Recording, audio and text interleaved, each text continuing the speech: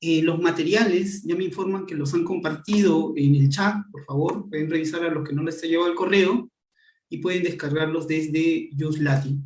En primer lugar, quiero agradecer lo que es a Uslatin, ¿no?, por organizar este evento con el objeto de que todos ustedes puedan acceder a lo que es conocer, interiorizar y comprender propiamente las instituciones del derecho del trabajo. Y en ese sentido vamos a empezar este taller, curso a la vez, en el cual vamos a hablar sobre el ámbito de aplicación y la evolución del derecho del trabajo. Y antes de iniciar, vamos a compartir un rato pantalla para ver cómo va a estar implementado las sesiones. En ese sentido, me dan un segundo para poder yo compartirles.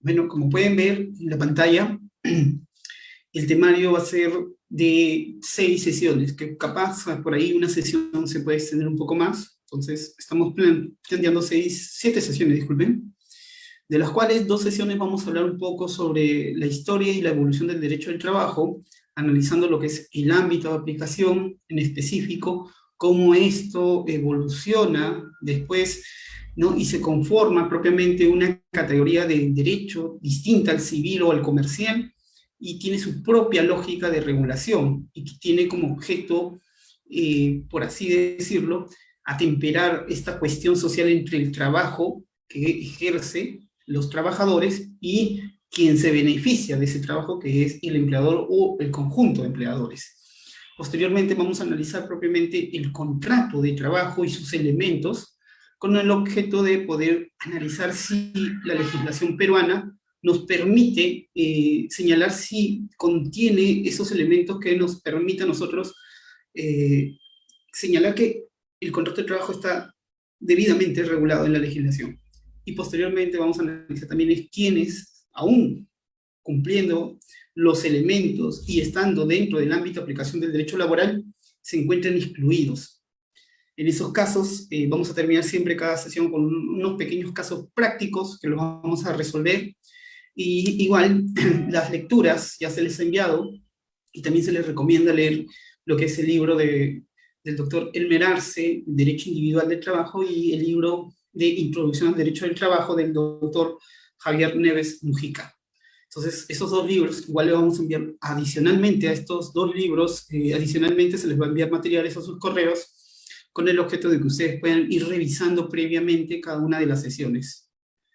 Después de este primer gran tema, vamos a pasar a hablar un poco sobre las fuentes del derecho del trabajo.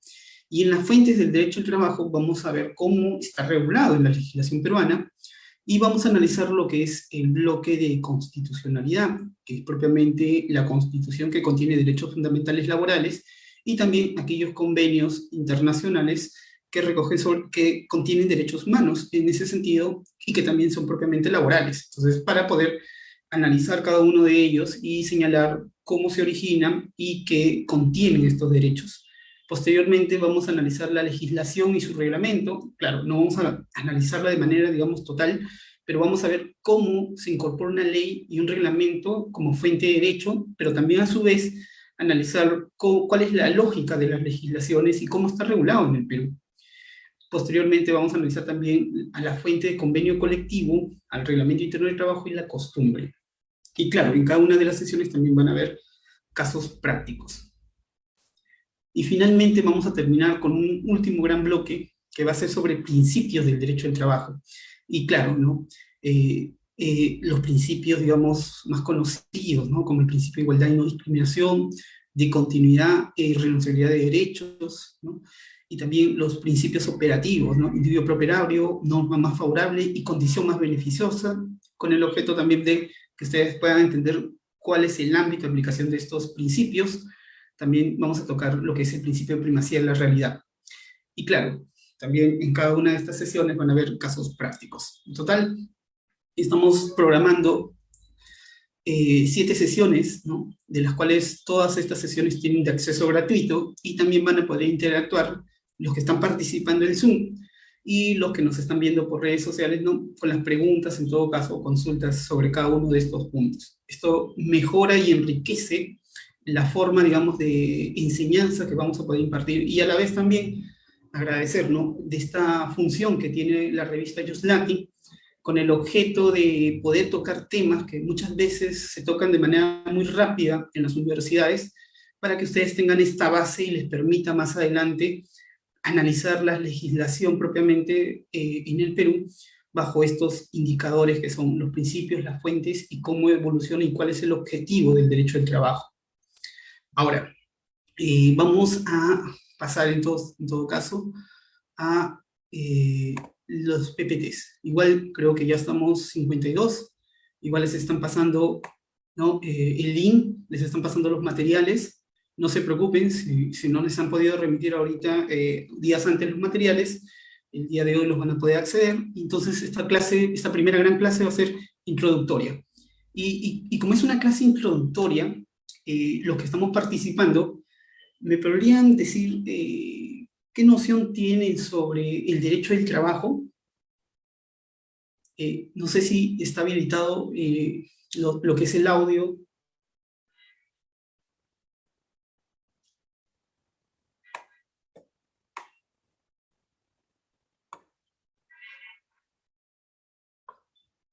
¿Me permiten un rato?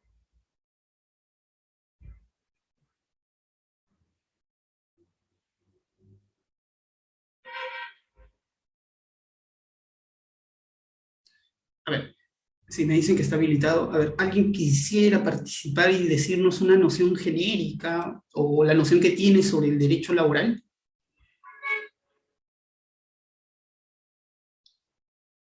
Levantan con la manito, con reacción y para poderles darle pase.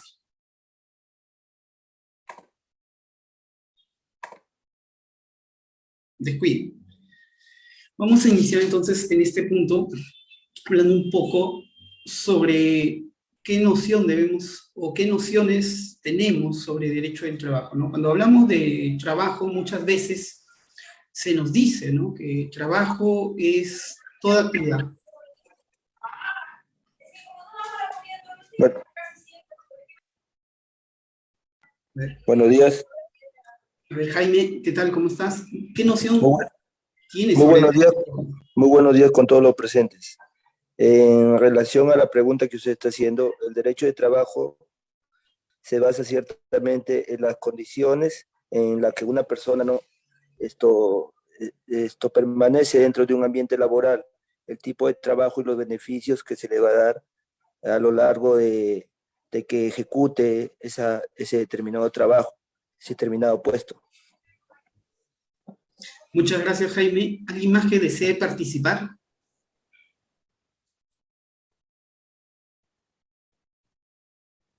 Bueno, Jaime nos dice algo muy interesante, ¿no? Son las condiciones, los derechos, ¿no? Y claro, cuando hablamos propiamente de derecho al trabajo, hablamos de un conjunto de normas y principios que buscan o que tienen por objetivo regular una relación propiamente jurídica entre el trabajador y el empleador. Y claro, ¿no? ¿Con qué objeto? Estableciendo normas que protejan a una de estas partes. ¿Y a quién protegen? Uno siempre se pregunta, ¿no? Al trabajador reconociéndole derechos, ¿no? Y también a su vez estableciendo parámetros en los cuales a través de la autonomía, es decir, a través de la negociación entre el trabajador y el empleador, no puedan ser vulnerados por el empleador. Es decir, establece una norma donde señala que la remuneración mínima vital es un monto. Entonces, el empleador y el trabajador no pueden pactar una remuneración menor a ello, pueden pactar una remuneración igual o mayor, pero en ningún supuesto menor, siempre y cuando se cumpla la jornada completa. Entonces, bajo esa lógica, el derecho del trabajo lo que busca es regular esa relación propiamente entre el trabajador o trabajadores frente al empleador. Sí, por favor, vamos apagando ahí los audios.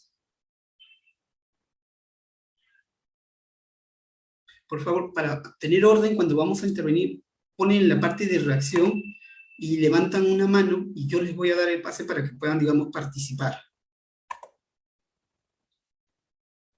Entonces, esto es importante. Y claro, ¿no? El derecho al trabajo no va a regular cualquier tipo de trabajo, va a regular un trabajo en específico, ¿no? Que va a tener ciertos elementos y es por eso que nos invita a analizar este punto. Ahora voy a compartir pantalla para poder, en todo caso, presentarles un PPT que he trabajado, ¿no? Que es pequeño, pero es importante para poder analizar cómo evoluciona el derecho al trabajo.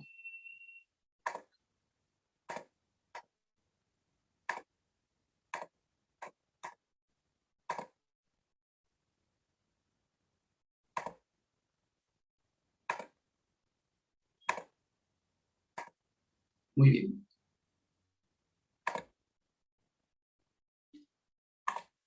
¿Me avisan si se puede ver?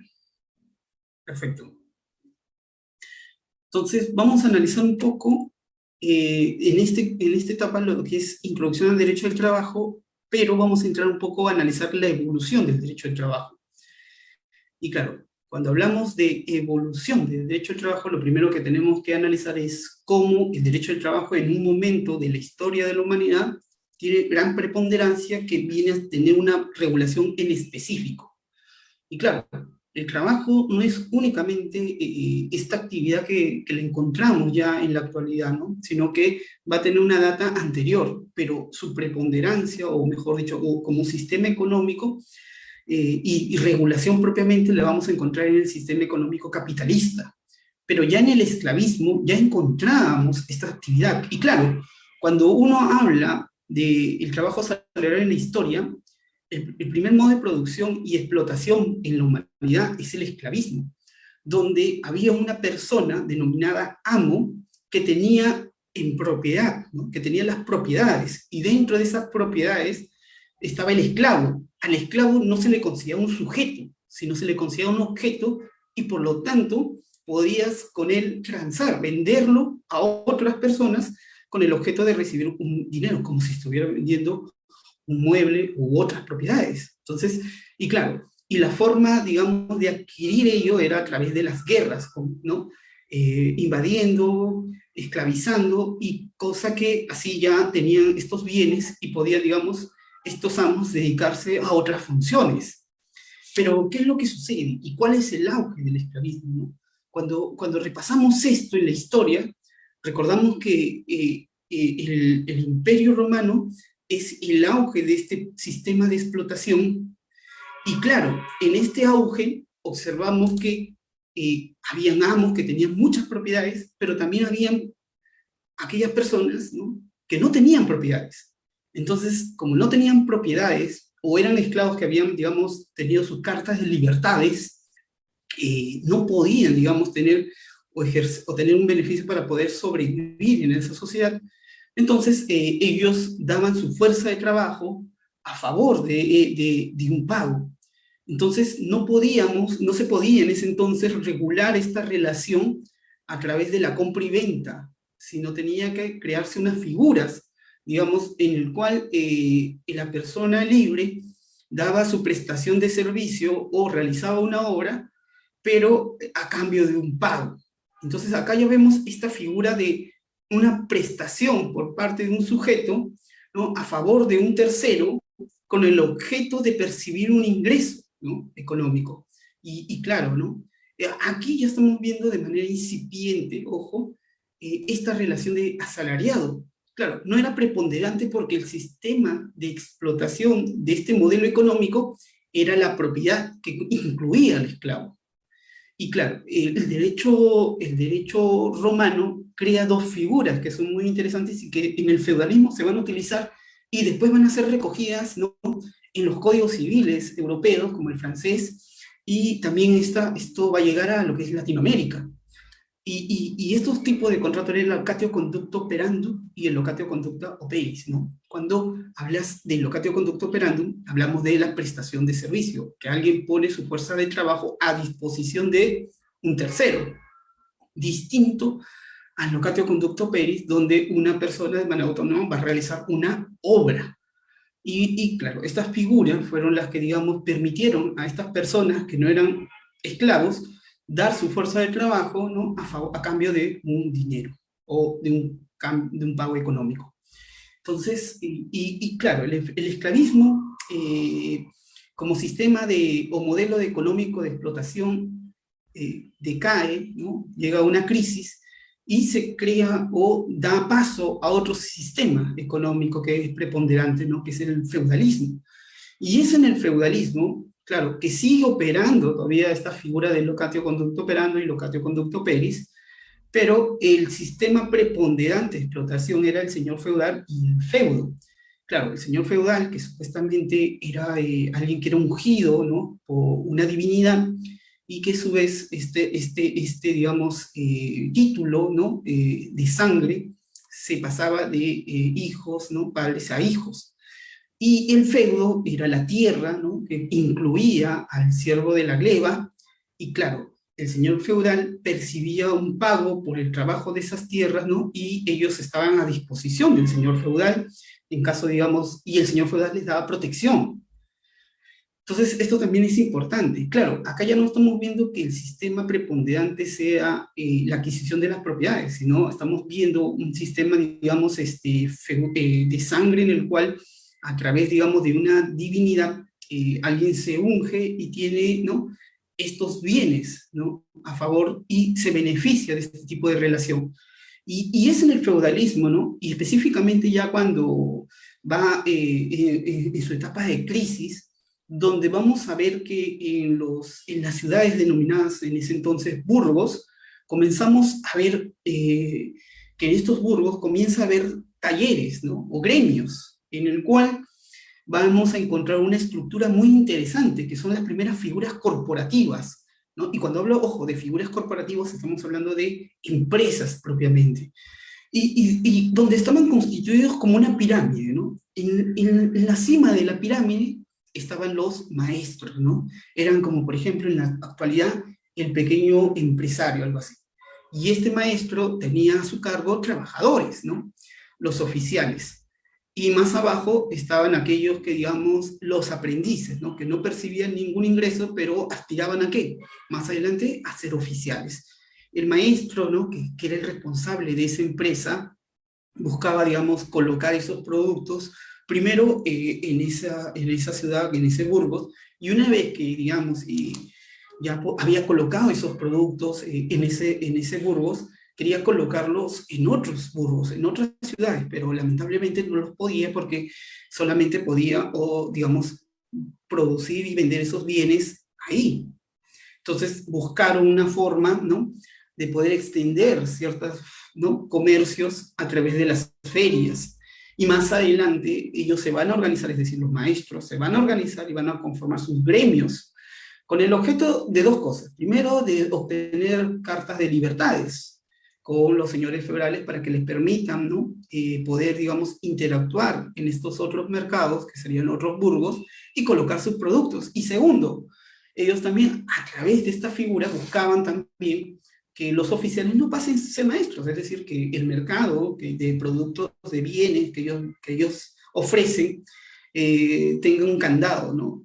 Y que el oficial pase a ser maestro, es decir, a crear su propio negocio, siempre y cuando crea o realice una obra maestra, siempre y cuando aprobada por todos estos maestros, ¿no? Entonces, ahí ya vemos una primera figura corporativa en la crisis del feudalismo, que va a dar más adelante a la lógica de cómo están constituidas las empresas y cómo las empresas se organizan, ¿no? A través de este conjunto de empresarios, que son los maestros, con el objeto, digamos, de colocar sus productos o sus bienes en ese mercado, y una vez que ya, digamos, ya han colocado esos bienes, los van a buscar otros mercados para poder colocarlos. Y claro, ante ello también vemos una incipiente también organización de los oficiales. Por ejemplo, si un oficial, digamos, fallecía, ¿no? O se accidentaba, entre todos los oficiales, ellos buscaban, digamos, hacer, digamos, como se dice actualmente, ¿no? Hacer una chanchita y dar un dinero, digamos, a los familiares o a la persona que ha estado accidentada con el objeto, digamos, de poder tener un beneficio hasta que se recupere o en caso de haya fallecido para que la familia tenga, para que se pueda sostener por algún tiempo, ¿no? Entonces acá estamos viendo un tipo también de prestación incipiente de seguridad social, ¿no? Que a través, digamos, del trabajo, ¿no? El compañerismo, establece un principios de solidaridad y que busca menguar ante ese riesgo, ¿no? Que no lo asume el maestro, ojo, sino que a través de los oficiales se le da un beneficio económico, que con el objeto, digamos, que para que se pueda recuperar, o en caso de fallecimientos, para que pueda, digamos, más adelante la familia tener un monto económico que les permita todavía sobrevivir unos días. Y después tenemos a los aprendices, ¿no? Que ellos buscan más adelante llegar a ser oficiales y poder tener unos ingresos, ¿no? Por la actividad que realizan. Y aparte, ¿no? El nombre, ¿no? Yo estoy trabajando en el taller, ¿no? X, que es un taller muy conocido, es reconocido y por lo tanto yo voy a adquirir esa experiencia y cuando ya más adelante sea oficial va a ser por este prestigio que he tenido, ¿no? En mi desarrollo. Y eso también nos hace recordar, si lo ponemos en un contexto actual, muchas veces, ¿no? En el Perú, los practicantes van y realizan sus primeros, digamos, sus primeras actividades en estudios o instituciones donde no se les paga ni un sol con el objeto de aprender, ¿no? Aprendices. Es una figura, ¿no? Feudal propiamente, ¿no? De este punto. Entonces, claro, entonces ya estamos viendo ahí un ejemplo, ¿no? Claro, que uno dice, oye, eso está prohibido, no se debe trabajar sin pago, pero que en la realidad del Perú se da, ¿no? Y específicamente lo observo en lo que son las prácticas de derecho. Y después, ¿no? Una vez que este sistema de explotación, ¿no? De producción económica y explotación eh, va a ir a su crisis, va a dar paso, ¿no? A un siguiente sistema económico que estamos actualmente, ¿no? Que es el capitalismo. Y claro, esta forma en la cual estoy desarrollando la historia del trabajo asalariado, que la estoy resumiendo, una evolución de los sistemas de producción. ¿Por qué? Porque cada sistema tiene ¿no? Genera su propio conflicto y a su vez va a dar paso a un siguiente sistema de producción económico de explotación. Y claro, cuando vemos, ¿no? La crisis del feudalismo, donde los burgos, digamos, los maestros estaban organizando y estaban colocando sus productos, vamos a ver que esto da paso, ¿no? Ya a una producción ya no incipiente, ¿no? Es una producción a gran escala. Y esta producción a gran escala la vamos a ver en el capitalismo. Y ahora acá en el capitalismo ya no hablamos del amo con el esclavo, el señor feudal con el feudo y el siervo de la gleba, sino ya hablamos del empresario y el trabajador proletariado. El empresario que tiene los medios de producción y el proletariado trabajador que solo tiene la fuerza de trabajo. Y claro, ¿cuáles fueron los dos momentos más importantes para que el capitalismo tome, digamos, preponderancia y sea el sistema, ¿no? Preponderante en este contexto?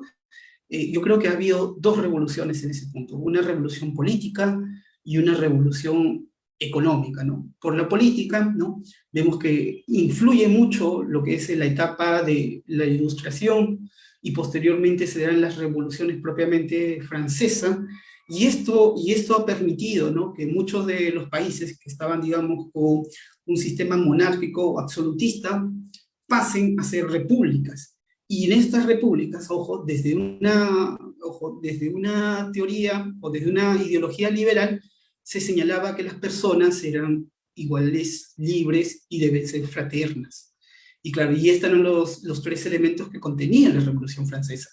Y claro, cuando uno analiza la Revolución Francesa, se ve estos principios, ¿no? Liberales que buscaban que no sea una persona la que ostente todo el poder, sino que sea el pueblo que ostente el poder a través de sus representantes, como actualmente tenemos nuestras instituciones. Y claro, ¿no? Cuando se analiza ello, hubieron muchas críticas a esta forma, digamos, liberal y de establecer las ideas, porque cuando hablaban de igualdad, libertad y confraternidad, en un primer momento, si uno analiza los textos, se da con la sorpresa que no hablaban de las mujeres, solamente hablaban del hombre. Y claro, después en la sección hombre se va a incluir tanto varón y mujer, pero en ese entonces, en ese contexto, solamente se hablaba de el varón.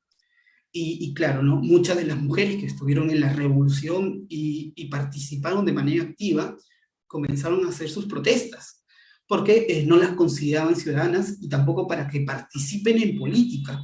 Y claro, ¿no? Desde un racionalismo, digamos, señalaban o argumentaban muchos de estos pensadores que las mujeres no deberían participar porque debido a la evolución, digamos, y al rol que han realizado en la historia, ellas son muy emotivas y para la política necesitas personas que sean frías, personas que no sean emocionales, sino racionales.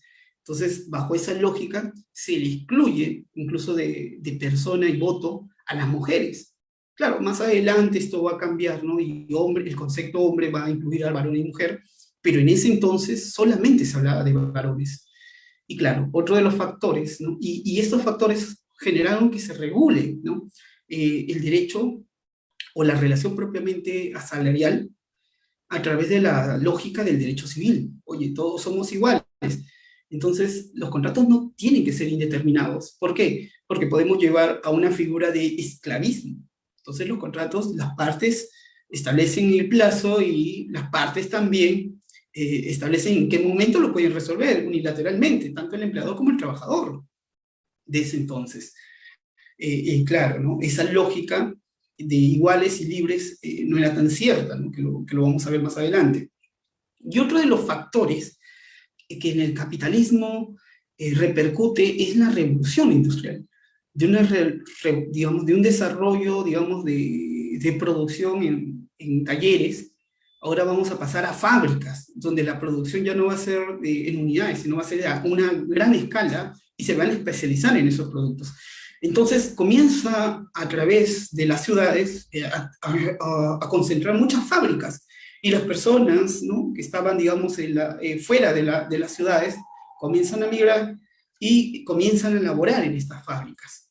Y claro, ¿no? Comienza a cambiar todo el sistema. Ya no está el señor feudal al cual yo trabajo la tierra, ¿no? Me percibí digamos, parte de esa tierra que yo trabajaba, era para mi familia, pero ahora no, ahora ya no tengo tierras, tengo que trabajar y el salario que me fijan es autónomo, es decir, lo fija el empleador conmigo, pero si, digamos, el empleador me dice, te pago 20 soles por 16 horas, entonces, y es lo único que me están dando como oferta, tengo que aceptarla porque si no, no voy a tener de dónde comer. Entonces, esa realidad, ¿no? Dejar al libre mercado establecer las reglas, que sean estos actores que establezcan, digamos, las remuneraciones y las jornadas y todo, ¿no? E incluso la forma del contrato indeterminado o a plazo, comenzó a crear un gran conflicto, ¿no? Y a esto se le llamó la cuestión social. La cuestión social era, ¿no? ¿Qué es lo que sucede? ¿No? Oye, hay un gran problema, ¿no? Yo estoy trabajando 16 horas, mis hijos trabajan 14 horas, mi esposa trabaja 14 horas, todos trabajamos en este hogar, y aún así trabajando, nos alcanza solamente para comprar 2 panes y pagar el alojamiento en el cual donde estamos, ¿no? Y nos permite estar cerca para poder trabajar. Imagínense, no podemos acceder a estudios, muchas veces nos enfermamos ¿no? Porque en la fábrica no nos dan ningún tipo de condición, y entonces los trabajadores comienzan a ver este problema y comienzan a buscar un responsable de todo esto. Y el Estado, ojo, no intervenía porque el Estado decía que los actores, ¿no? Debes darles simplemente ciertas prestaciones, pero prestaciones, pero que permitas que haya una gran libertad para que los actores se puedan autorregular, ¿no? Entonces el Estado no interviene y esta cuestión comienza a generar un conflicto, ¿no? Y este conflicto es entre el trabajador y propiamente que en un momento le echan la responsabilidad a las máquinas. Es más, ¿no? Todo esto genera un movimiento, ¿no? Conocido como el movimiento ludita. Y este movimiento ludita lo que buscó fue destruir a las máquinas porque ellos eran los responsables. Queremos volver, ¿no? A años atrás, donde mis padres y yo vivíamos fuera de los burgos, trabajábamos, pero nos alcanzaba para comer y teníamos protección del señor feudal. pero ahora trabajamos día y noche y no tenemos ningún beneficio y aparte ¿no? Eh, estamos siendo sobreexplotados. Y claro, ¿no? Y consideran que son las máquinas las responsables. ¿Por qué? Porque muchas veces uno se accidenta, por favor, el audio, uno se accidenta y, y lo que sucede es que quien era responsable de ese accidente no era el empleador, sino era propiamente la máquina. Entonces este movimiento tenía como objetivo destruir, ¿no? A estas máquinas que generaban los accidentes y los malestares. Obviamente este movimiento fue repelido y después, ¿no? Como no había identificado específicamente a quien era el responsable, desaparece. Pero también a su vez vamos a encontrar que hay, ¿no? Movimientos, ¿no? Que cogen esta cuestión como lo que es el anarquismo y posteriormente los socialistas, ¿no? Tanto los utópicos como los marxistas, que van a dar, digamos, una cuestión distinta a esta problemática, ¿no? Y la van a comenzar a analizar. Y claro, ¿no? Es en ese punto donde los trabajadores comienzan a tomar conciencia y comienzan a constituir organizaciones sindicales, ¿no? Y claro, estas organizaciones sindicales, imagínense, crear una organización sindical, ¿no? Que busca mejorar las condiciones a través de la paralización. ¿Qué es lo que está sucediendo en ese contexto? El Estado ve que un conjunto de trabajadores está afectando la propiedad privada. Y claro, muchas de las regulaciones en ese entonces sancionaba con ¿qué? Con prisión. Es decir, tú organizabas a los trabajadores, realizabas una paralización con el objetivo de mejorar las condiciones, entonces te ibas preso. Te ibas preso de 3 a, recuerdo, a 3 o a 5 o 6 meses, ¿no? Por estar, digamos, afectando la propiedad privada. Y así fue, ¿no? Como en su momento los trabajadores comenzaron a tener una conciencia, ¿no? Y claro, ¿no? Esta conciencia no fue de un día para, ¿no? De un día para otro, sino fue construida, ¿no? También con el sector, digamos, ideológico, ¿no? Tanto el anarquismo como el socialismo aportaron mucho a ellos en la forma de tomar conciencia sobre su realidad, ¿no? ¿Qué más, ¿no? Y recuerdo esto, ¿no? ¿Qué más tienes que perder si no son las cadenas que te han puesto? Entonces, esa frase era muy interesante, ¿no? O sea, ya no tienes nada y si reclamas y más adelante ganas, ¿no? Llegas a ganar y inviertes esta relación, puedes ganarlo todo. Entonces, no tienes nada que perder. Entonces, esto comenzó a generar que los trabajadores y los partidos de trabajadores comienzan a tomar conciencia de que por qué esta problemática es permitida. Entonces ellos, si llegan al poder, pueden cambiar esta realidad. Y es por eso que muchas veces, incluso Marx hablaba que donde iba a haber un gran desarrollo industrial es donde iba a haber el gran cambio, ¿no? Y él señalaba que iba a ser en Inglaterra.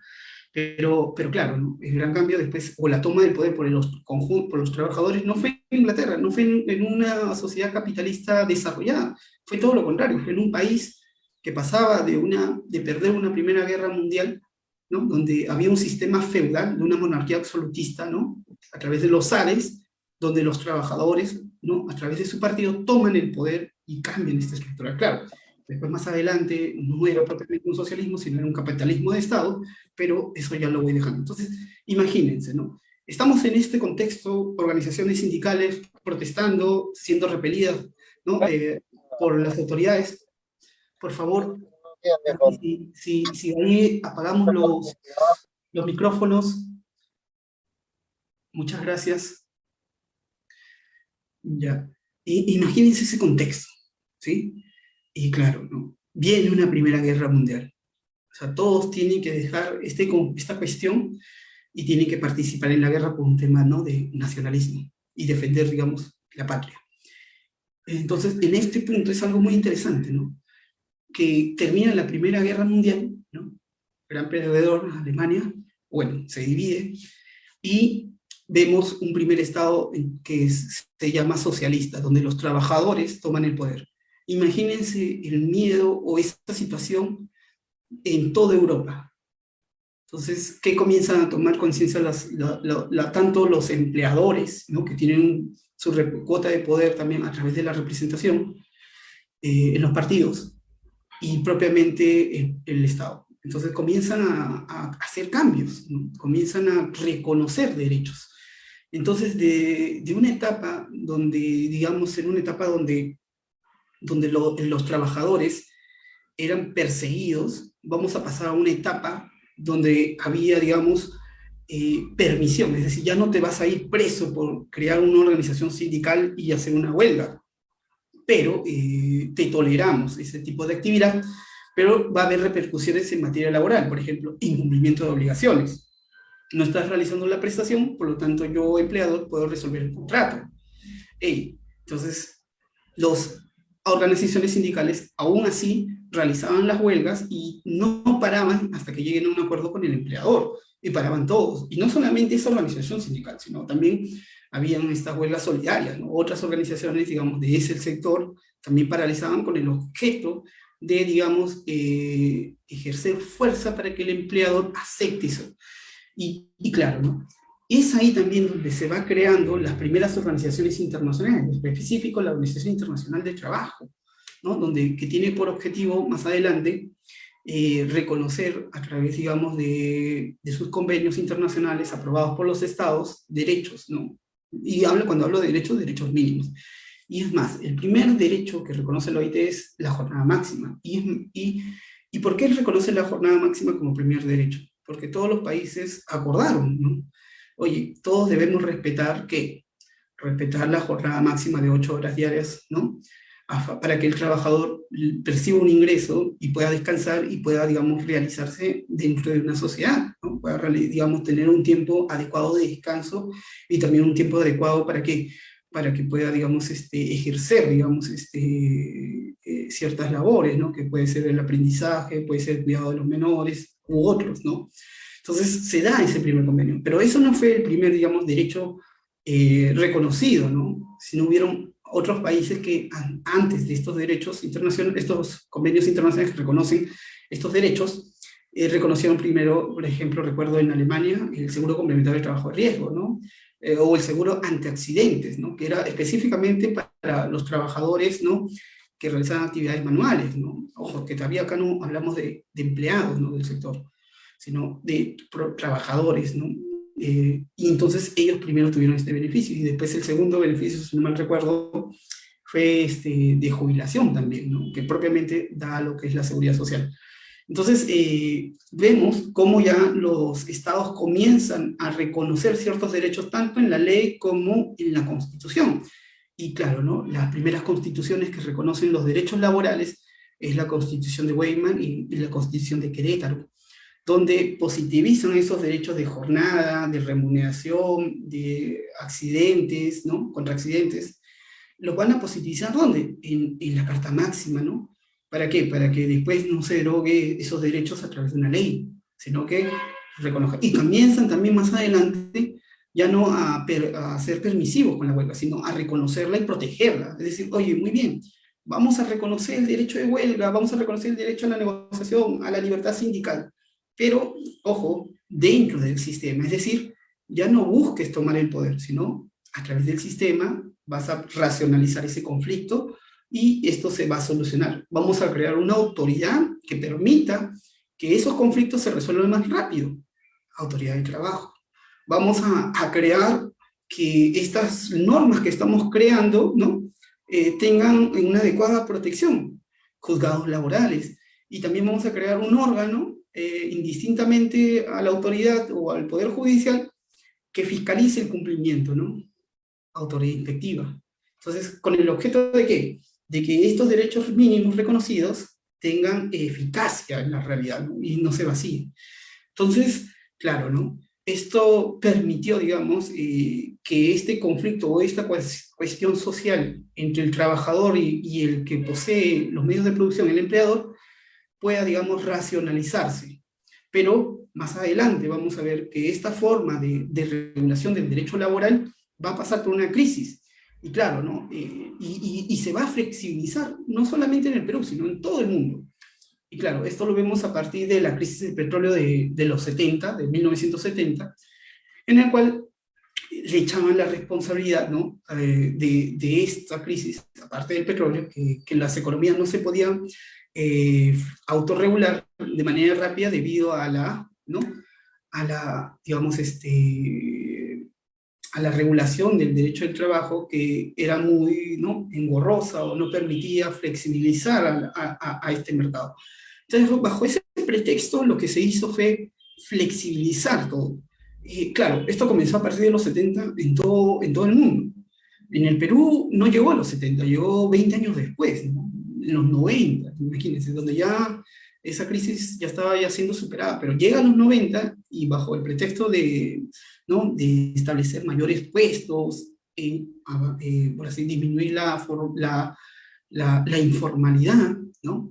Se crea un sistema flexible y muchos de estos derechos en la legislación vacían de contenido los derechos fundamentales reconocidos. Entonces, claro, esto generó, en el Perú en específico, ¿no? Que muchas de las organizaciones sindicales no puedan crearse, ¿no? O si se crean, puedan, digamos, desmantelarse de manera rápida. Por eso que el Perú, a diferencia de, para no ir lejos, ¿no? En Europa, solamente en Latinoamérica, tiene uno de los índices, uno de los países con menor índice de afiliación sindical. ¿Por qué? Por el miedo de que en cualquier momento me despiden, ¿no? Entonces ese es un punto, ¿no? Y esto tiene que ver con todo el andamiaje que tiene la legislación laboral peruana. Entonces, y claro, ¿no? También va a haber otros factores, ¿no? Políticos que también repercutieron en los 90. Pero este es un gran tema desde el ámbito laboral, ¿no? Y otro de los grandes temas, ¿no? Que vamos a ver, ¿no? Que en el Perú la primera constitución, si no me recuerdo, que reconoce derechos laborales es la constitución de 1920, ¿no? Es la primera, ¿no? Que reconoce el derecho, digamos, a la jornada, si no me recuerdo, contra accidentes, pero reconoce también libertad sindical, pero no reconoce el derecho a huelga, ¿no? Porque cuando uno revisaba la legislación en ese entonces, la huelga era, digamos, todavía, ¿no? Por así decirlo, tolerada, pero no era reconocida. Y después, más adelante, las constituciones van a establecer algunos cambios, hasta que creo que la constitución que recoge un Estado social de derecho, ¿no? Es la constitución del 79. No solamente es una constitución que reconoce, ¿no? Sino que también establece disposiciones que garantizan el ejercicio de estos derechos, ¿no? Y claro, esto ya lo vamos a mencionar en la siguiente clase, pero les voy dando ahí un punto, ¿no? Y claro, la Constitución del 69 se materializa muy bien, pero muchas veces la legislación no fue de la mano con esta Constitución. Y ese fue el pretexto, ¿no? Para que se derogue esta Constitución, o bueno, se reemplace por la Constitución del 93, que también reconoce, pero ya no los garantiza, ¿no? Y muchas veces sus disposiciones permiten que sea el legislador el que garantice estos derechos, pero en la práctica el legislador vaciado de contenido, y ha vaciado muchas veces de contenido estos derechos, ¿no? Tan es así que hubieron en los 90 demasiadas observaciones por parte del Comité de Libertad Sindical de la OIT, ¿no? contra el Estado peruano, ¿no? debido a que atentaba, ¿no? de manera directa contra los derechos fundamentales, tanto individuales como colectivos. Y claro, y con esto lo que quiero decir más o menos es que es la evolución del derecho al trabajo, ¿no? desde el sistema esclavista hasta el capitalismo, ¿no? y en específico en es en el capitalismo donde toma preponderancia y va a buscar que se regule. Pero claro, no cualquier trabajo se va a regular, sino un trabajo en específico, un trabajo que tenga ciertas características y que las vamos a analizar cuando señalemos el ámbito de aplicación. Pero también es importante tener claro que cuando hablamos, ¿cuál es la función del derecho al trabajo? Porque a veces cuando uno escucha, ¿no? El Perú debe, ¿no? Es un país con un mercado, ¿no? rígido, que no le permite competir, ¿no? A nivel internacional. Esperen un momento, o sea, lo que nos quieren decir es que desaparezca el derecho laboral o que se flexibilice aún más, ¿no? Porque bajo esa lógica, pongamos en un ideal, desaparece el derecho al trabajo. Dejamos de nuevo que el mercado, entre comillas, sea el que establezca la remuneración, la jornada, todo esto. ¿Qué es lo que va a suceder? Vamos a retroceder, pues, vamos a retroceder a lo de antes. jornadas de 18 horas, ¿no? Para los varones, de 12 o 14 horas para los menores, ¿no?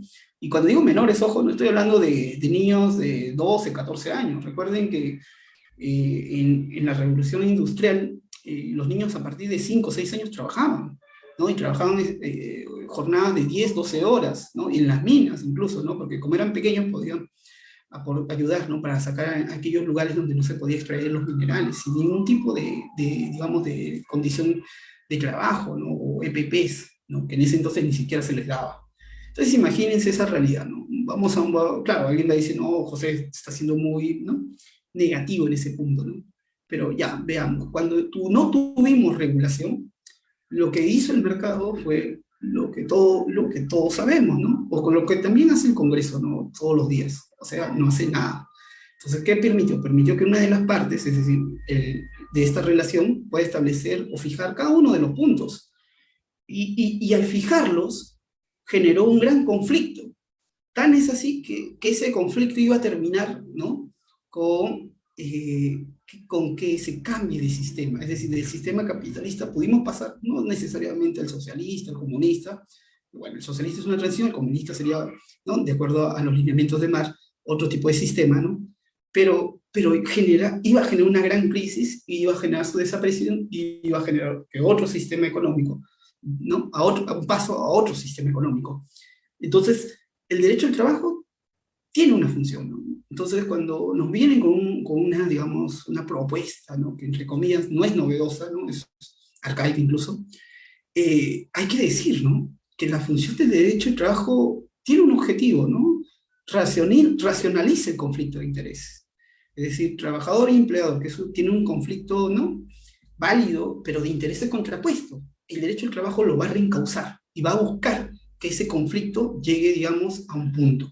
Y claro, no hay que olvidar que la función del derecho al trabajo, al racionalizar ese conflicto, ¿no? Establece un conjunto de disposiciones y principios para proteger ¿a quién? Al trabajador. El derecho al trabajo tiene un objetivo, proteger al trabajador. Eso tiene que quedarnos claro, ¿no? ¿Por qué? Porque el empleador, uno dirá, no, oye, pobrecito, nadie piensa en el empleador. No, un momento, es que el empleador ostenta demasiado poder. Entonces, ¿quién es el que no, en esta relación desigual? Entonces tenemos que crear una norma que, ojo, no va a equiparar la norma, no decir, oye, después del derecho al trabajo, el empleador y el trabajador en poder son iguales, no, sino que establece una norma mínima que el empleador unilateralmente no pueda transgredir. Y esas normas mínimas son los derechos laborales y también los derechos fundamentales, ¿sí? Entonces, claro, entonces al racionalizar ese conflicto, ¿no? Es decir, oye, trabajador, si vas a conseguir un sindicato, ¿no? Está bien, perfecto, y tienes estas formas de ejercer, ¿no? Una negociación colectiva para mejorar las condiciones de trabajo y también para ejercer el derecho de huelga, ¿no? Imagínense, creo que el derecho laboral es la única, creo que es una de las pocas instituciones, ¿no? Que se le permite, ¿no? Generar daño a otro, con el objeto de llegar a un fin o que le beneficie a este conjunto de trabajadores. La huelga es un derecho fundamental que se le otorga a los trabajadores con el objeto de hacer una presión y afectación económica al empleador, ¿sí? Y por lo tanto, esto le va a permitir a los trabajadores hacer presión. Y claro, una afectación, está afectando económicamente a la empresa, totalmente válido, ¿no? Pero con el objeto de poder llegar a un punto de acuerdos. Ahora, esto también es muy interesante, ¿no? O sea, si estamos hablando de una forma de racionalizar los conflictos, ya para ir, ¿no?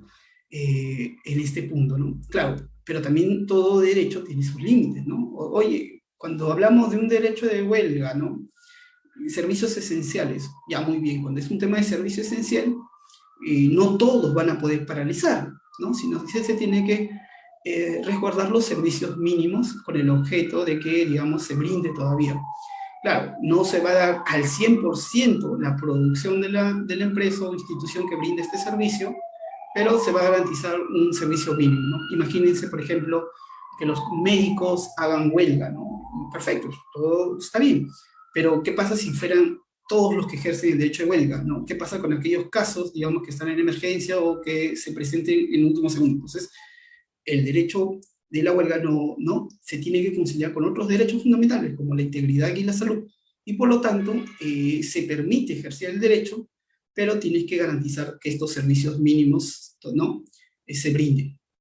Y eso es racional, racionaliza este conflicto, ¿no? Y le permite el ejercicio. Y claro, ¿no? Para no ir lejos, ¿no? Del caso, ¿no? Ahora, legitima el sistema de producción. Cuando hablamos de legitimar el sistema de producción, estamos señalando que el derecho al trabajo te dice, hey, organización sindicales, trabajadores, ya, muy bien, ustedes tienen todas estas formas de resolver sus conflictos, ¿no? Oye, tienes un conjunto de derechos, puedes mejorar a través de la negociación colectiva, ¿no? Tus beneficios, en caso no cumplan, puedes irte a la vía judicial, ¿no? Tienes la autoridad de trabajo como conciliación, y aún así, y tienes a la autoridad inspectiva para observar el cumplimiento estricto de las normas sociolaborales. Ya, entonces, pero no te salgas del sistema, ¿no? Dentro del sistema te brinda todo esto. Entonces, claro, ¿no? Entonces, eso yo creo que son las funciones del derecho del trabajo. Y claro, ya aterrizando cómo evoluciona, cuáles son sus funciones, también es importante, ¿no? Conocer a los actores. Por un lado, vamos a una relación obligacional, ¿no? El trabajador que tiene su fuerza de trabajo, ojo, que la pone a disposición, pero esta fuerza de trabajo no es una energía que se puede dar, ¿no? De manera aislada al sujeto, sino es toda la fuerza de trabajo con la persona. Entonces, hay límites al ejercicio del poder del empleador. Y el empleador, ¿no? Tiene esa fuerza de trabajo y la pone a disposición para realizar las actividades que, digamos, tenga programadas, pero siempre y cuando hay un límite. Entonces, el empleador, el poder de dirección, en primer lugar tengo que decirles que es una ficción jurídica, ¿no? Es un poder, ¿no? Que ejerce el empleador, pero que tiene límites. Los límites son los derechos laborales y los derechos fundamentales, ¿no? Los primeros límites. Y después los límites contractuales, ¿no? De qué objeto, para qué objeto o para qué fin he contratado al trabajador. Entonces, eso también es importante. Y por el otro lado, el trabajador, ¿no? Que pone a su fuerza a disposición, ¿no? Y da bajo dependencia, ¿no? Para que ese sea el empleador el que establezca cómo realizar esa función. Yo creo que esta es la relación. Ahora, el trabajador, por un lado, siempre, esto recuérdenlo, siempre va a ser una persona natural. Siempre. Oye, José, por ahí el trabajador fue, ¿no? Una persona jurídica. Perfecto. O sea, no estamos en una relación laboral. Puede ser comercial, puede ser civil, pero no es propiamente una relación laboral. Ahora, el trabajador no puede ser reemplazado, ¿no? Si es reemplazado, tampoco ya no nos encontramos en una relación laboral. El empleador, a diferencia, sí, pues, ¿no? El empleador puede ser una persona natural, puede ser una persona jurídica, puede ser incluso ninguna de estas dos, ¿no? Una persona no inscrita en registros, ¿no? Pero que ejerce poder de elección. Entonces, en síntesis, lo que quiero decir es que el empleador, de acuerdo a nuestra legislación peruana, que no define, ¿no? A diferencia de otras legislaciones, quién es empleador, pero sí dice quien ejerce el poder de dirección, ¿no? Es el que ejerce el poder de dirección. Entonces, esto me permite decir que quien ejerce el poder de dirección es el empleador. Puede ser persona natural, puede ser persona jurídica, ¿no? Un patrimonio autónomo, ¿no? Un conjunto de accionistas, no inscritos, ¿no? Un conjunto de propietarios, incluso puede ser hasta un algoritmo, ¿sí? O sea, imagínense, pero siempre y cuando se demuestre que ejerce el poder de dirección. Si encontramos en esta relación quien ejerce el poder de dirección, él es el empleador, ¿sí? Entonces, claro, ya también, esto lo vamos a analizar también en la siguiente clase, ¿no? Propiamente los elementos de cómo se constituye, pero vamos entrando un poco a decir, ¿no? Que el trabajador es persona natural y el empleador, ¿no? Es el que ejerce el poder de dirección. Y también vamos a señalar, ¿no? Ya para entrar a ámbito de aplicación, que no toda actividad va a estar dentro del alcance del derecho al trabajo. Van a haber actividades que van a poder, digamos, estar dentro del ámbito de aplicación del derecho laboral, pero no van a estar reconocidas por el derecho laboral. Entonces, esto nos permite decir, ¿no? El siguiente tema, ¿no? Que es ámbito de aplicación. Cuando hablamos de ámbito de aplicación del derecho al trabajo, lo primero que nos tenemos que señalar es que el trabajo siempre va a ser realizado por un sujeto, ¿no? Un sujeto que es humano, ¿no? Entonces, ¿pero por qué? Porque es el único ser que es consciente de poder transformar su realidad, ¿no? Entonces, a diferencia de otros seres, ¿no? En el mundo. Entonces, es un ser humano. Es un ser, y aparte de ser humano, tiene que tener un fin productivo. Y claro, cuando hablamos de fin productivo, tiene que entenderse que el sujeto busca generar un beneficio económico con esa actividad que realiza. Si no tiene este fin económico, entonces no va a estar dentro del derecho laboral.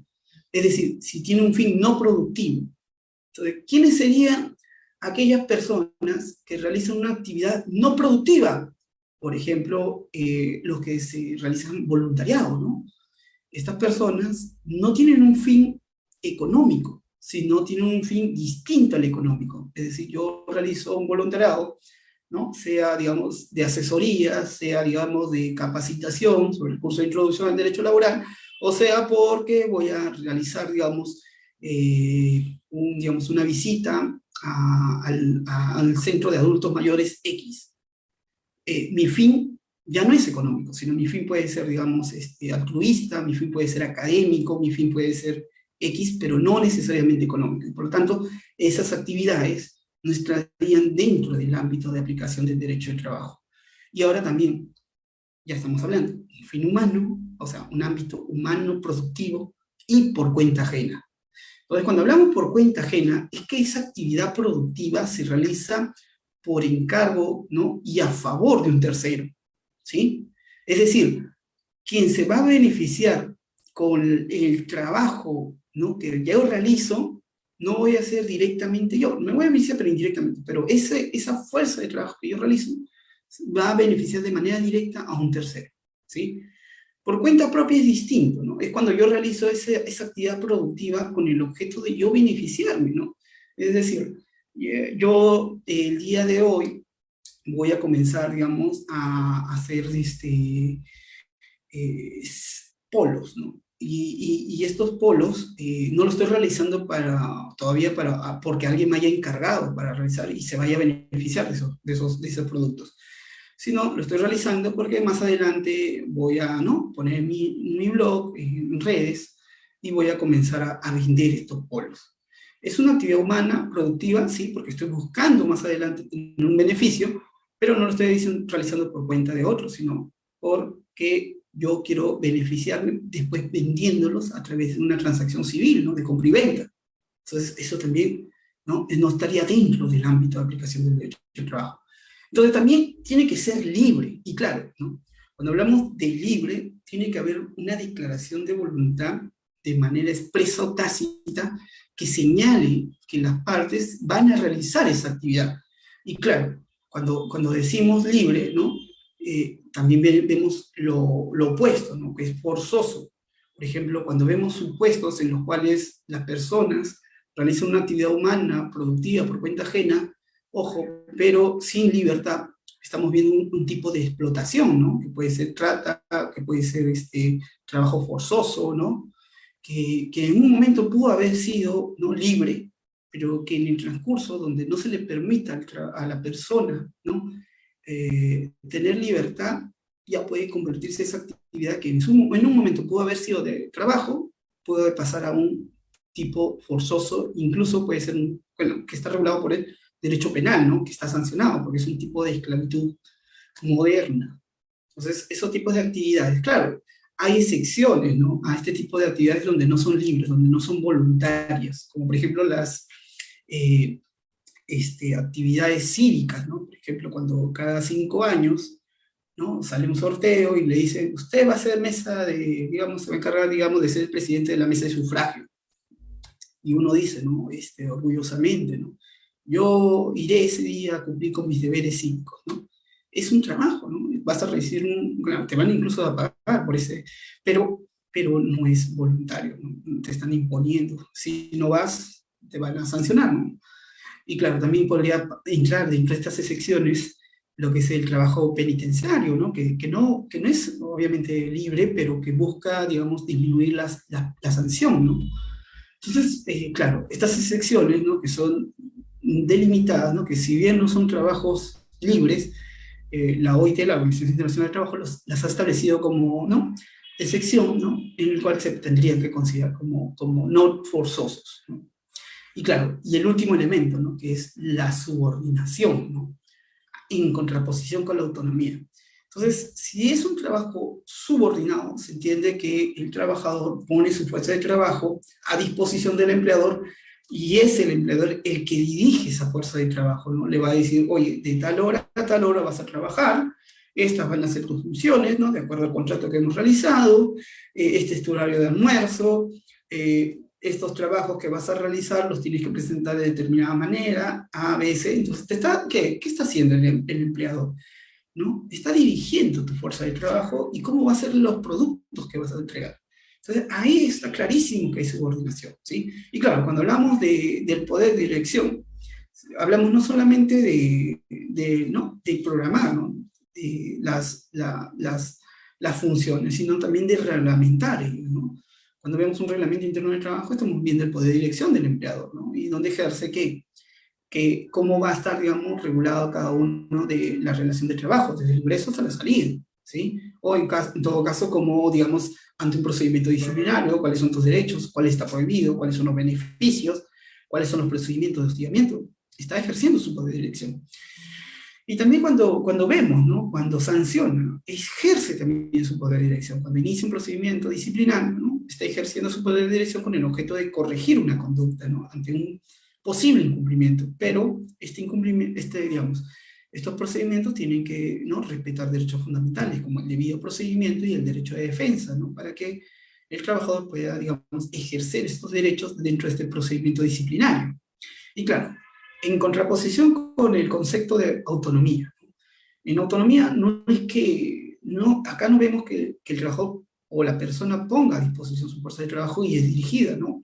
Sino que acá el trabajo se realiza con total autonomía, pero se establecen ciertas reglas, ¿no? Por ejemplo, el pago, por ejemplo, la fecha en el momento que tiene que entregar la obra, ¿no? Entonces, en ese supuesto es distinto, no vemos que dirige, pero sí establece unas pautas con el objeto que son válidas dentro de lo que es la contratación propiamente civil o comercial, ¿no? Entonces, esto. Y entonces ahí nos permite decir, ¿no? Que hay actividades que cumplen estos elementos, entonces el legislador tiene que observarlas y tiene que regularlas ¿dónde? Dentro del derecho laboral, ¿sí? Pero va a haber relaciones que están dentro de este ámbito, disculpen, pero que no están reguladas por el derecho laboral. Y uno se pregunta por qué. Y claro, ¿no? Esto para ver, ¿no? Más o menos, o entender cómo los legisladores no han comprendido o no tienen claro qué vale es el ámbito del derecho del trabajo. Cuando el legislador crea la ley de modalidades formativas, se analiza esto, va a estar el practicante, ¿no? Dentro de la relación de trabajo, es el más subordinado de todos. Realiza una actividad humana, productiva, por cuenta ajena y libre, con el objeto, digamos, de poder ir formándose y más adelante, digamos, poder tener un contrato de trabajo, ¿no? Entonces, claro, pero ¿qué es lo que sucede? El legislador lo aparta del derecho laboral, incluso en su propia legislación le dice, ¿no? Estás excluido, ¿no? Del derecho del régimen general, cuando debió haber sido un régimen especial en todo caso, ¿no? Y claro, pero algo muy contradictorio, ¿no? Oye, te excluyo del derecho del trabajo, es decir, no se te aplica las disposiciones de la legislación nacional, pero en sus disposiciones finales dice, ¿no? Oye, en caso de haya un vacío o insuficiencia en la legislación de modalidades formativas, se aplican los principios de la OIT. Oye, un momento, oye, ¿en qué estamos? O sea, por un lado me dice que no es derecho laboral, que no está dentro del ámbito del derecho del trabajo, pero en caso de haya vacíos aplican los convenios de la OIT, pero los convenios de la OIT son derechos laborales. Entonces, entonces ahí viene, ¿no? Una contradicción. O está o no está dentro del derecho laboral, o está dentro o no está dentro del ámbito del derecho del trabajo. Entonces, a mí me queda claro que sí, que debe estar regulado ¿no? Propiamente en el capítulo de Derecho Laboral peruano. Y claro, otro también que cumple con el ámbito del derecho del trabajo son los contratos administrativos de servicios, ¿no? Los CAS, los más conocidos como los CAS.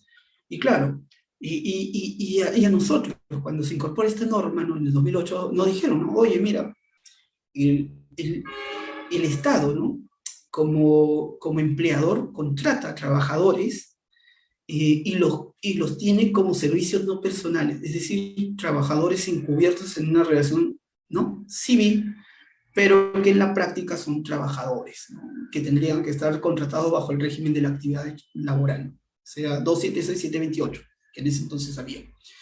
Entonces, ante la propia informalidad que crea el Estado, nosotros vamos a crear, ¿no? Porque ya estaba de moda en ese entonces, 2008, crear regímenes precarios, es decir, oye, antes no tenías nada, miren la lógica, antes no tenías nada, ahora te vamos a reconocer algo. Todos los beneficios recordados. Era la ley micro, pequeña empresa 2.0, pero para el sector público. Y te reconocen y dicen, oye, y claro, oye, libertad cívica, eso no, toma todo, mira, somos buenos, ¿no? Somos buenos, ahora estamos reconociéndote algo, antes no tenías nada, ¿no? Estamos formalizando y en su ámbito de aplicación, oye, esta actividad es un trabajo no autónomo. Y cuando uno dice, oye, ¿qué? ¿No autónomo? O sea, es un trabajo, hay una prestación personal, hay a cambio un pago, y es una prestación no autónoma. Ojo, entonces uno dice, oye, si no es no autónoma, uno le pregunta, ¿no? Entonces es subordinado. Entonces está dentro del ámbito de aplicación del derecho al trabajo y tiene que regular con el derecho al trabajo, ¿no? No es un ámbito administrativo, como en un momento lo quisieron dar, ¿no? Y claro, ¿no? Claro, por ahí yo recuerdo esto conversando en su momento con el profesor, ¿no? Que en paz descanse, Mario Pasco, nos comentaba, ¿no? En clases en la universidad, cuando le invitábamos siempre a la Universidad San Marcos, y algo que tengo que rescatar del doctor, ¿no? Aunque no compartía algunos puntos, él siempre venía, ¿no? Y estaba en los debates. Y algo que él decía, ¿no? Que cuando él creó bueno, cuando se creó esa legislación, lo que se buscaba era que sea transitoria, es decir, que no sea más de 5 años, con el objeto que una vez que los trabajadores CAS, ¿no? tuvieran estos 5 años, pasaran a un régimen general, ¿no? O sea, 728, 276.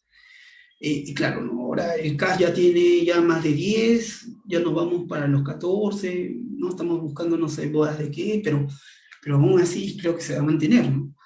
Y claro, ¿no? Y la pregunta del millón, ¿no? Esta norma que, entre comillas, supuestamente iba a acabar con la informalidad en el sector público, ¿la acabó?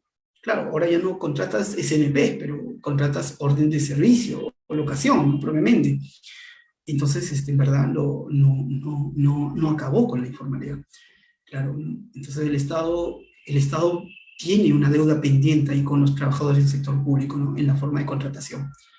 Y claro, y que deberían estar dentro y decirlo, ¿no? Bueno, ahora que propiamente el CAS después fue revisado por el Tribunal Constitucional de ese entonces, ojo, no el actual, y, se les reconoció mucho de los derechos laborales, ¿no? Claro, en su momento no se les reconoció la indeterminación, no se les reconoció la CTS, entonces van a ver ustedes, puede haber en la práctica CAS del 2008, 2009, que hasta la fecha tengan ese mismo contrato y nunca hayan incrementado ni un sol en sus remuneraciones. Y claro, ¿no? Este régimen, como no tiene una escala, digamos, de incrementos, genera un efecto perverso, ¿no? O sea, ¿cómo un CAS incrementa sus ingresos? A través de otro concurso. ¿Por qué? Porque el propio régimen generaba que tengas que concursar para poder incrementar. O sea, en la práctica no estábamos viendo un concurso público. En la práctica lo que se estaba viendo era mejorar la condición de un trabajador CAS porque el sistema no te lo permite. Y lo único que tenías que hacer es un nuevo concurso. Estos temas son muy interesantes para analizar porque ya te permite, ¿no?, poder ver desde el ámbito de aplicación cómo estamos haciendo mal las cosas en la legislación peruana. Y ya para terminar, ¿no?, y no cansarlos tanto, ¿no?, vamos a poner unos casos prácticos que quiero que los lean y ahí, por favor, van a levantar las manos para poder decirme quién desea participar. Vamos a leer. La Universidad San Marcos contrata a un carpintero para que entregue 100 carpetas, ¿sí? Analice la realización de los siguientes supuestos. Tiene 100 carpetas hechas, tiene 50 carpetas hechas, y tiene 50 carpetas hechas, pero a todas tendrás que tallar el escudo de la universidad. Ahora, para responder este caso, tenemos que hablar de acá, del ámbito, ¿no? Oye, esto es un trabajo humano, productivo, por cuenta ajena o por cuenta propia. Ahí.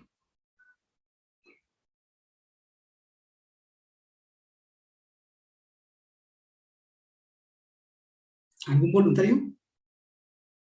¿O voluntaria? No se peleen, chicos, no se peleen.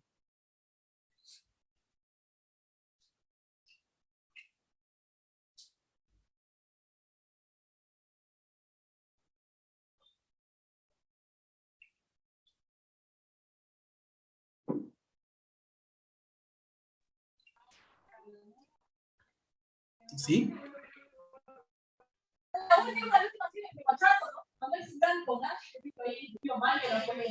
A ver, estamos escuchando una pelea ahí, Alejandra. Por favor, los audios. Muy bien, gracias. Bueno, a veces pasa, ¿no? La virtualidad nos ha generado muchas veces que nos juegue en contra. A ver, ¿alguien quiere participar?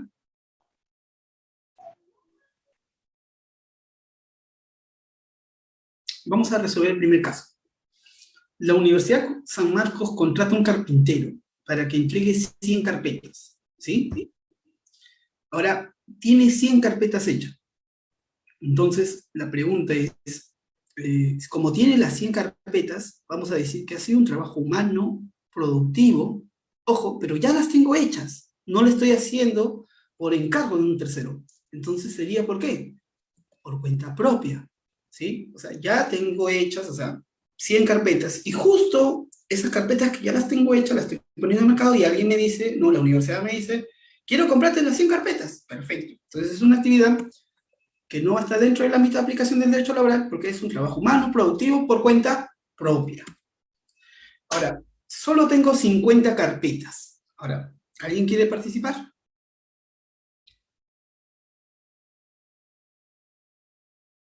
Bueno, los chicos hoy día estamos, ¿no?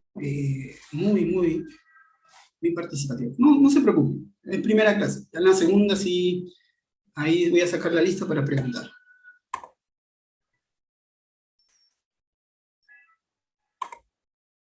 Ahí en el chat dicen, han respondido, pero por favor, pongan ahí, levanten la mano para poder ver, en todo caso, para darles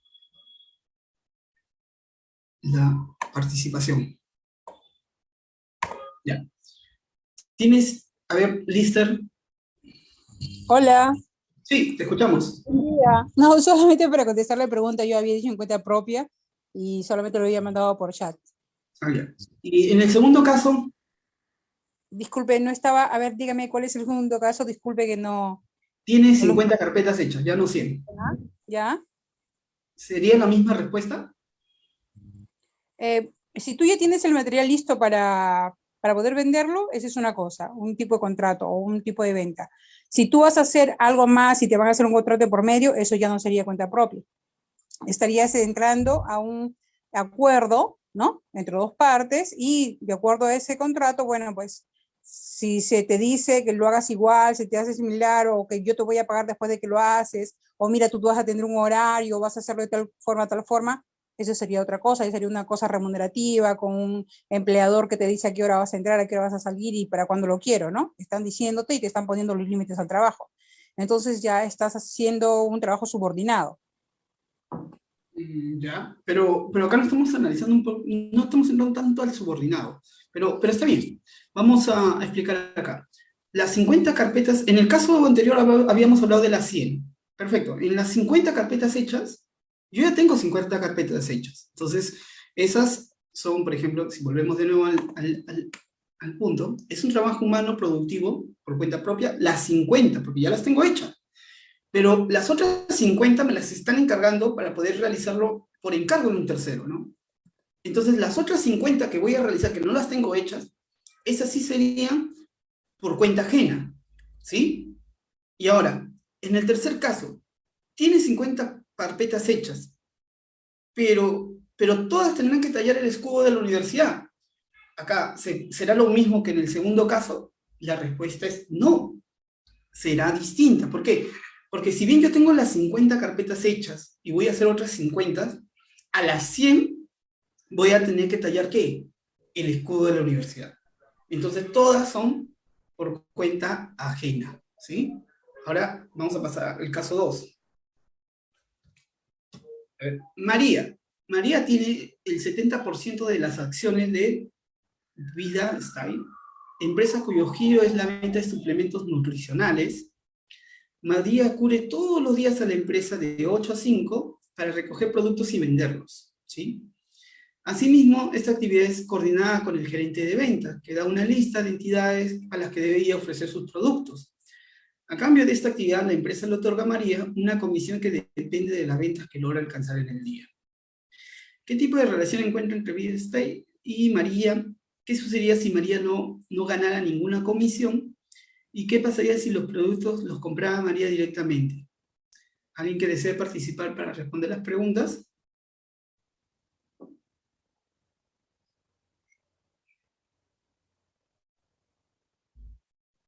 A ver, vamos.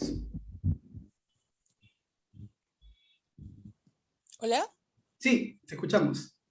En la primera parte dice qué tipo de relación se encuentra entre María y VidaStyle. Esto, sí, pues ahí hay un trabajo remunerado, o sea que él es un empleado de la empresa.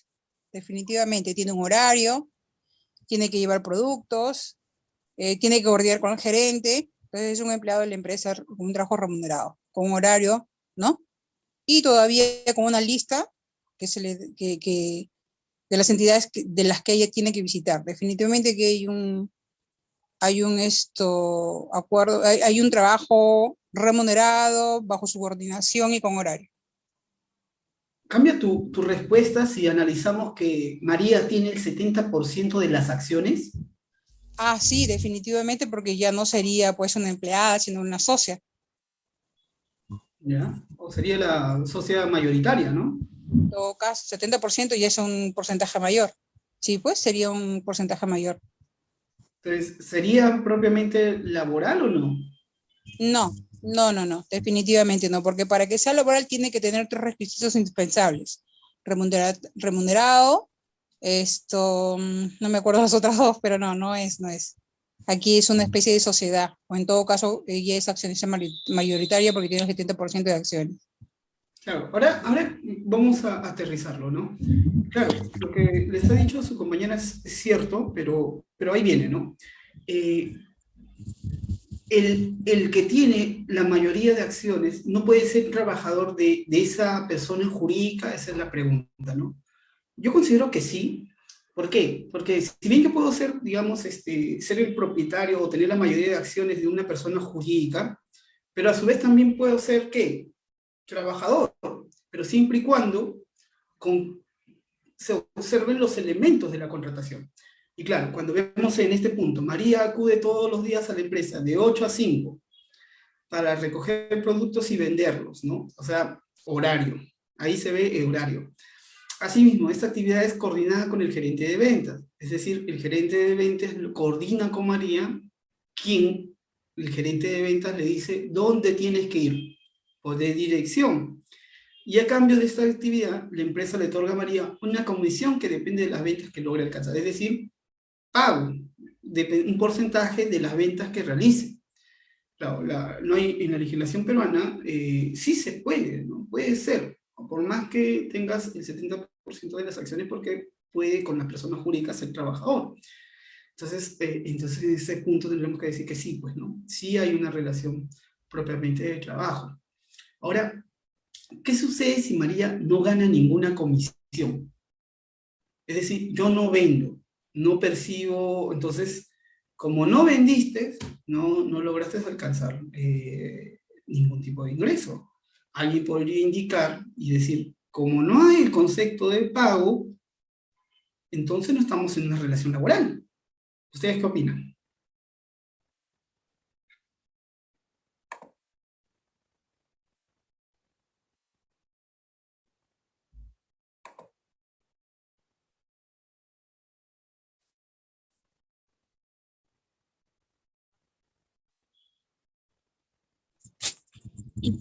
Una consulta, pero la relación laboral existe porque si no gana ninguna comisión, ¿qué tipo de trabajo sería ese, no?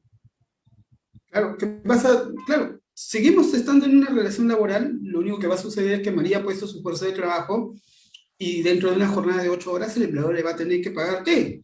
Como mínimo la remuneración mínima vital. Claro. Entonces, esto es claro, ¿no? Ahora, ¿por qué? Porque alguien podría decir, oye, no ganó, por lo tanto no hay elemento remunerativo. O por ahí podríamos poner otro caso, ¿no? ¿Qué pasa? Que yo trabajo, hay una prestación personal, subordinada, pero nunca me pagan. Hay un incumplimiento por una de las partes, ojo, pero esto no quiere decir que como no te pagaron, el empleador, ¿no? Aprovecharse de esta situación y decir, oye, como no está el elemento remunerativo, ¿no? De no haberte pagado, no es una relación laboral y por lo tanto no lo puedes exigir, ¿no? ¿Alguien podría llegar a esa lógica? Yo creo que no. Alejandra, ¿sí? Buenas tardes con todos. Hay un principio básico que se llama la primacía de la realidad. Así no existe el elemento, en este caso remunerativo, se podría decir que falta este elemento, podría el empleador decir falta este elemento, por tanto no existe una relación laboral, pero sí existe, primar la realidad sobre eso sí existiría, ya que existe subordinación y al haber subordinación y el otro elemento, así no existe este elemento remunerativo, tendría que pagarle por ese concepto de que ella realice esta venta, ya que con el gerente es el quien le proporciona los elementos para que ella los distribuye. Estoy bien el caso. Gracias. Gracias, Alejandra. Bueno, lo que podemos señalar ahí en el caso es que, ¿qué pasa si no gana o en todo caso el empleador no le paga? ¿Podría más adelante el empleador alegar que no es una relación laboral porque no este elemento, este concepto? Yo considero que no, porque acá ya lo que estaríamos analizando es que sí hay una prestación de trabajo, sí hay una subordinación, pero lo que hay es un incumplimiento por una de las partes, es decir, no ha pagado, pero el no pagar genera que esta relación se pase a civil o a comercial, no, sino el trabajador puede reclamar ese pago y señalar, ¿no? Que lo que él realizó, esta prestación que realizó, fue con un fin económico, no fue por un fin, digamos, altruista, no fue por un fin, digamos, colaborativo, ¿no? Entonces sí tenía un fin económico. Entonces ahí podría solicitar o requerir, ¿no? Este pago y estaría dentro de una relación propiamente de trabajo. Ahora, ya para terminar, ¿qué pasaría si los productos los compra María directamente a esta empresa? ¿Cambiaría su relación propiamente?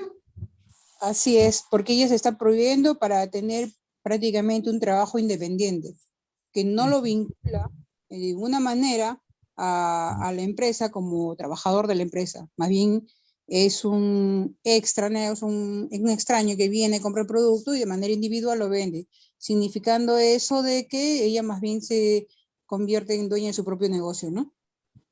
Claro, claro. Si vemos que lo compra de manera directa y no se les pone, digamos, en esta función para que venda y coloque los productos, sí se podría señalar. Salvo que más adelante, ¿no? Se puede aplicar o ver que este contrato es un contrato, digamos, fraudulento, nunca hubo compra y venta, y que en la práctica sí hubo poder de dirección. Bueno, Pero sí, eso ya es otro, sí, pero eso es ya otro. sí, ese es un elemento adicional que se pone. Pero si, tal como está la pregunta, dejaría de ser propiamente estar dentro del ámbito de aplicación del derecho de trabajo. Y bueno, chicos, yo con esto vamos cerrando la clase del día de hoy y solamente me queda decirles gracias. Igual, la próxima semana tenemos clase de 10:30 a 12. ¿Sí? Hemos terminado justo, nos hemos pasado 7 minutos, pero igual, si hasta acá tienen alguna pregunta, consulta, duda, queja, Nada, muy buena la clase, profesor. Muchas gracias.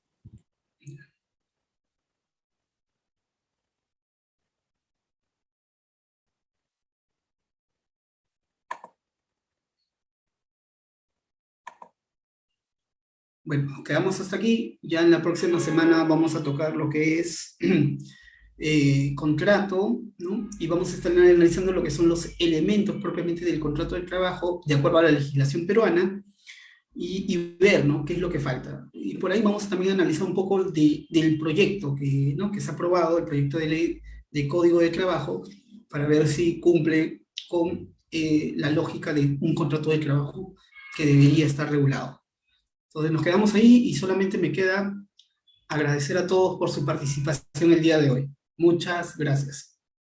Ah, el link, yo entiendo que creo que va a ser el mismo, en todo caso yo voy a coordinarlo para ver para que se pueda dar el link de manera inmediata y ya para la próxima clase ya tengamos todos. Gracias, profesor. Creo que la clase también la están transmitiendo en vivo, o sea, la pueden ver en redes, en Just Latin o en el Instituto Latinoamericano, ¿no? En el cual ya pueden acceder a la clase. Entonces, lo único que les tengo que decir es gracias por participar y nos estamos viendo la próxima semana.